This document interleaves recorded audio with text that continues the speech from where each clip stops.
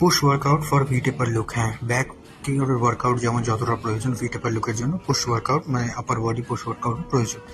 আমি এখানে কিছু আমার ফেভারিট পুশ ওয়ার্কআউট দেখিয়েছি যেটা আমার ভি টেপার লুক ক্রিয়েট করতে সাহায্য করেছে। প্রথমে হচ্ছে normal flat bench barbell bench press. এটা আমি হেভি লোড প্রথমে পাওয়ার লিফটিং স্টাইলে করেছি, তারপর আমার ব্যাক ড্রপগুলো আমি আমার ব্যাক ফিক্স রেখে আর্চ না বানিয়ে নর্মালি করেছি এখানে। এটা আমি 3-4 সেট করেছি, আর টপ সেট আমি প্রথমে করে নিয়েছিলাম।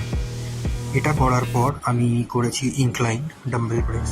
ইনক্লাইন ডাম্বেল প্রেস আপার চেস্ট বিল্ড করার জন্য খুবই একটা ভালো এক্সারসাইজ।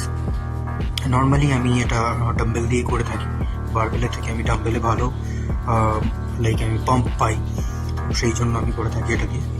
তারপর আমার থার্ড মোস্ট ফেভারিট ওয়ার্কআউট হচ্ছে আপার বডি, সেটা হচ্ছে সাইড লেটারাল রেজেস, যেটা তোমার শোল্ডারগুলো ব্রড ওয়াইড করতে সাহায্য করবে। এটা একটা ভিটেবল লুক